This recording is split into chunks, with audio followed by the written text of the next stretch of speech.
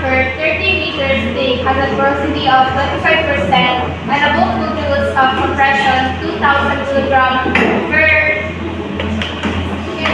meter squared.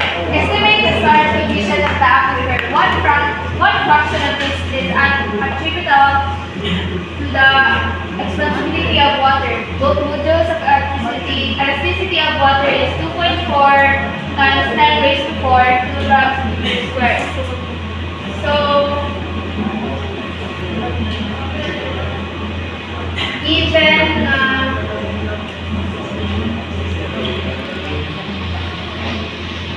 1,000, then porosity of 25 or 0.25, being 30, then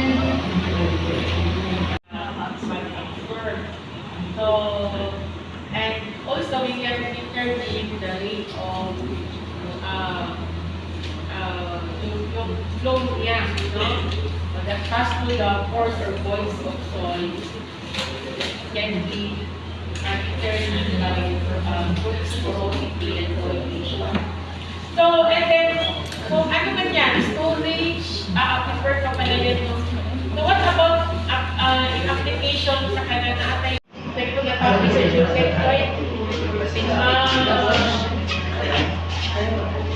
Dapat hindi ko sa iyo take up, no? ma'am, static po kayo. Static pa naman. Ayaw pa kayo with Sige lang. Sige pa kayo. Di. And I will post please ha, preparation and example Saturday.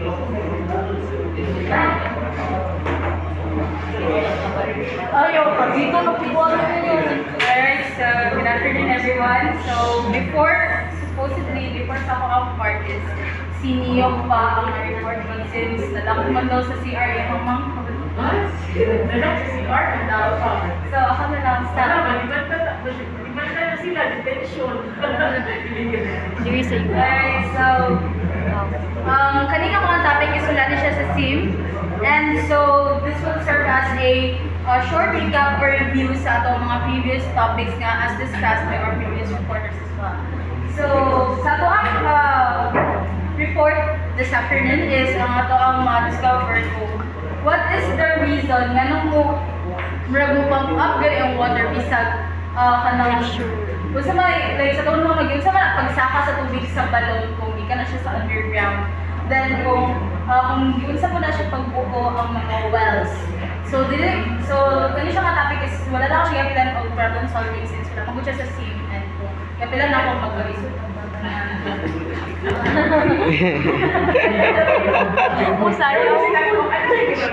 Asal po.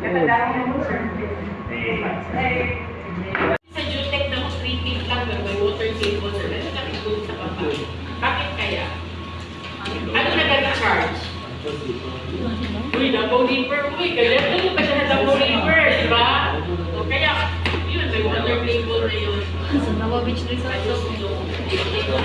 Well, the porous medium environment is the ground nga na nag-consist siya og kanang soil nga nag-absorb yun of water. So, makita man yun na. Pari mo na yung mga capillary region. Next is aquifers. Kabalo naman dito ako sa ng aquifers, no? So, an aquifer is information that allows water to be accessible at a usable way. And aquifers are permeable layers such as sand, gravel, and fractured rock. So, daraan lang nagpadulong ang atong infiltrated water gikan sa ato ang runoff. And then, confined aquifers have non-permeable layers. Above the aquifer zone, referred to as aqueducts or aqueducts. These layers